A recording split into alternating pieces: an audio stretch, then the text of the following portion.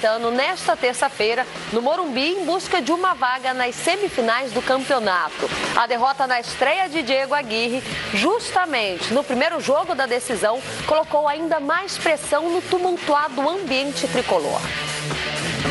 Diego Aguirre mal teve tempo para trabalhar. Com o dessa segunda, foram apenas 2 treinos desde que ele chegou. E o técnico já tem uma decisão pela frente. Precisa vencer o São Caetano por 2 gols de diferença para avançar no Campeonato Paulista.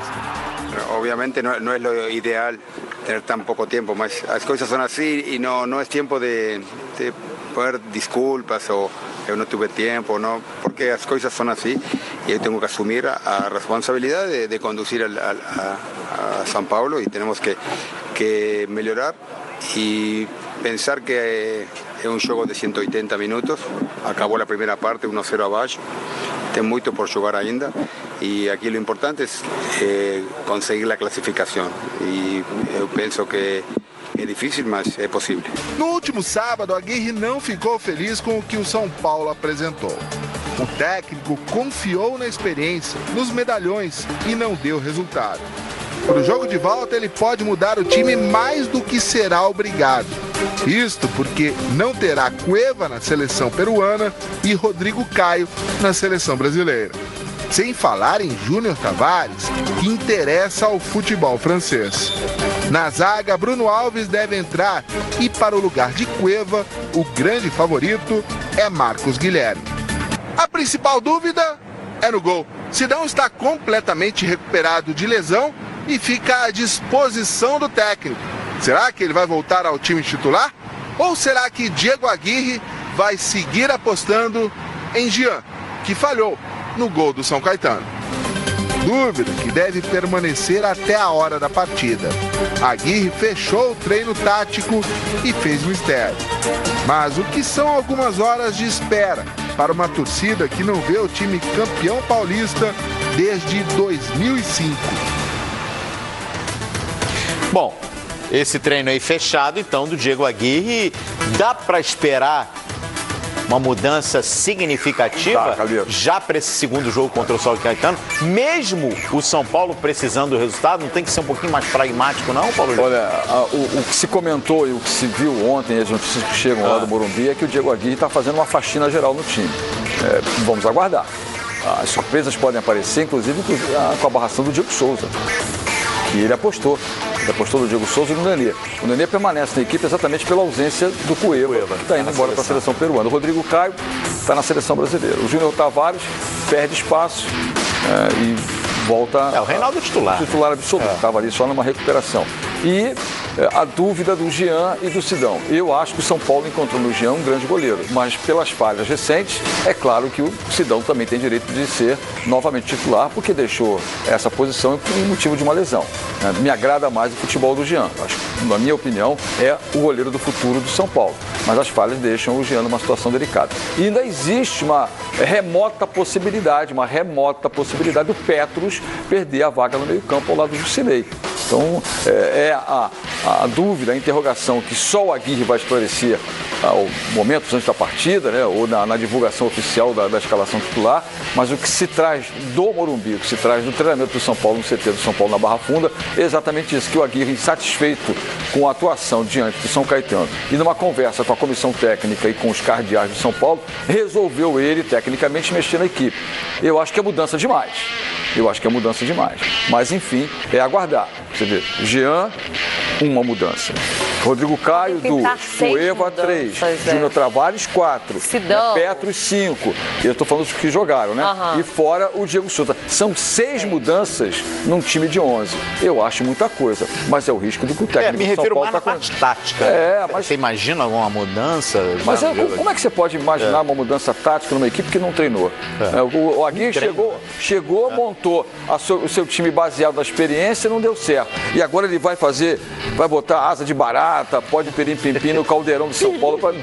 E vai fazer uma nova... É mágica isso? Futebol é mágica? Eu não sei. Bom, entre tantas mudanças, Paulo Lima, fica a curiosidade, a expectativa justamente, porque o Aguirre tem pouco tempo no comando do São Paulo, precisa vencer hoje para seguir vivo no campeonato, e aí um time que pode pintar com pelo menos 6 mudanças. Então vamos fazer o seguinte, provável time do São Paulo na tela do Bom Dia Fox. Provável, acho que tá meio óbvio da gente entender o porquê, né? O Jean, como a gente acompanhou na matéria, Paulo Lima, muitos acham que ele falhou no gol do São Caetano mesmo, e o Sidão volta. O Sidão tá recuperado de lesão. No sistema defensivo, pode pintar Éder Militão, o Arboleda, Bruno Alves e o Reinaldo, que também volta de lesão. Anderson Martins está com dores nas costas, hoje não fica nem no banco, não foi relacionado para a partida. A maior novidade pode vir aí na vaga do Petros, porque o Liseiro pode entrar aí na vaga do Petros no meio de campo. Ao lado dele nós temos o Jusilei. Mais à frente, avançado, Valdívia, Nenê, Marcos Guilherme que está de volta também, aí pouco perde o seu espaço. E a grande dúvida fica como homem de referência, se é que a gente pode colocar assim, o Trellis está liberado, ele pode voltar a campo hoje, e tem Diego Souza. Eu acho que está aí a principal mudança no time de hoje. Eu acho que vem Trellis no ataque do São Paulo. Porque pelo futebol que o Diego apresentou, realmente cria-se a dúvida em relação a isso. Eu volto e insisto na tese de que se você tira um personagem que tem peso no time do São Paulo por uma atuação abaixo da média, você dá uma mudada muito forte no esquema. Não é porque o Diego Souza jogou mal, você tem que sacar ele. Quem jogou bem no São Paulo? Raras os momentos em que o São Paulo jogou bem contra o São Caetano. Mas o Diego está inserido num contexto de que ele não vem sendo realmente o jogador dos tempos de esporte, até certo ponto convocado para a seleção brasileira. Mas precisa dar continuidade a ele. O Diego é aquele cara que precisa dar continuidade ao São Paulo. E no momento de decisão, eu acho que ele tem poder de fogo para isso. É um cara que bate bem uma bola parada, tem personalidade, protege bem do zagueiro. Eu acho que nesse momento de decisão do São Paulo, contar com o Diego Souza, pelo menos na minha maneira de ver, seria importante. Mas muda o esquema do Aguirre. O que ele prefere? Prefere Valdívia pela esquerda, Marcos Guilherme pelo lado direito, e aí um cara que também tem forças, mais explosão, que é o Trellis. Eu acho que é muita mudança no São Paulo. Eu classifiquei o São Paulo, inclusive, durante os programas de final de semana aqui nos canais Fox Sport, de como passar na próxima fase. Mas dessa maneira como o Aguirre está mexendo, eu prefiro aguardar, né? Porque você já me cria um ponto de dúvida e interrogação. Um time que não treinou com tantas mudanças é suficiente para fazer o São Paulo jogar bom futebol? Uma expectativa hoje, nesse time do São Paulo, é o que muita gente cobra, né? Porque o Nenê, com o Dorival Júnior, nas vezes que ele jogou, ele vinha jogando pelo lado de campo, né?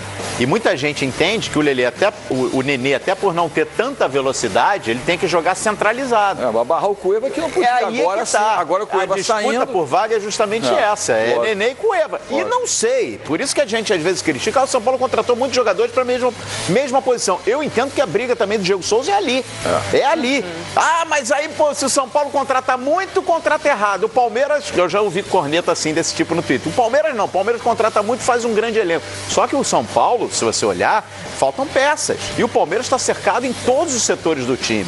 Então se dá o luxo de ter disputa em todas as posições. Mas ainda assim é curioso você ver o São Paulo não funcionando. Porque nós mostramos quantos estão voltando. Reinaldo, Sidão e Trellis.